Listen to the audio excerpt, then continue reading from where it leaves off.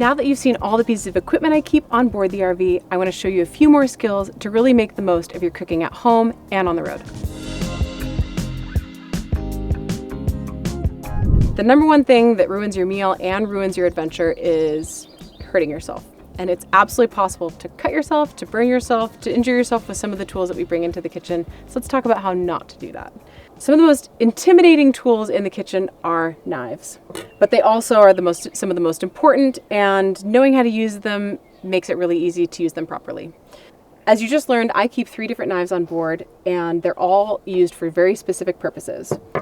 This little guy is used for small tasks. I don't have to worry about him being too terribly dangerous. This particular point stays down. I'm never flinging it around, and I'm using it directly over my cutting surface. And then I'm laying it in a place where I can find it so it doesn't get misplaced in other places of the RV. The serrated knife is used for cutting bread and also used for tender vegetables like tomatoes or peaches, something where I don't want to tear the skin. I don't have to worry about holding this guy too carefully because he has a pretty short little handle here, and I'm not using him to cut through hard things that are going to make my knife slip. But when I get to the chef's knife, this little shorty guy, I need to be much more careful and much more mindful about the way that I'm holding the knife and the way that I'm using it, specifically to cut vegetables and other hard items while I'm inside a small space.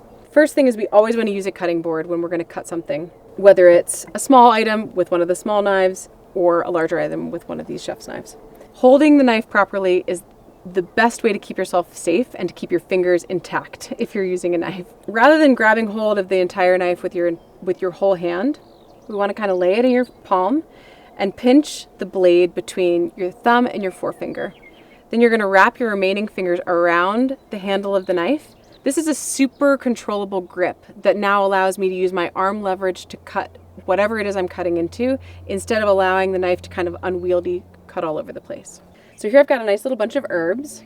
I'm going to take my chef's knife, I'm going to pinch it between my first finger and my thumb, wrap my remaining fingers around the handle, and then use my second hand in a claw shape to protect my fingertips from the knife that's going to slice down on the herbs. As I start to slice, I'm going to take my knife and push it up against my knuckles, again to basically guide the knife into place, but also to ensure that I'm cutting steadily and to provide a little bit of consistency with my cuts.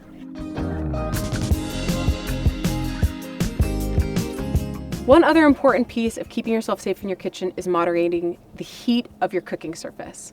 There's a variety of reasons for this, but the first is that it prevents any type of accidents from happening with the cooking surface or even an open flame inside of your RV and even in your home. The last reason to pay attention to the heat is that no recipe can tell you exactly what's happening in your pot or pan. You have to use your own intuition. So using your senses, such as your sense of smell, your sense of sight, the sounds going on while you're cooking, are really important for making sure that the heat is at the right temperature and not burning your food or undercooking it or even completely obliterating it. These are really important concrete skills for you to use, whether you're cooking at home or in your RV. There's one other tool I really would like you to have, and that's knowing how to use all of the flavors that we can perceive, all 6 flavors in your kitchen.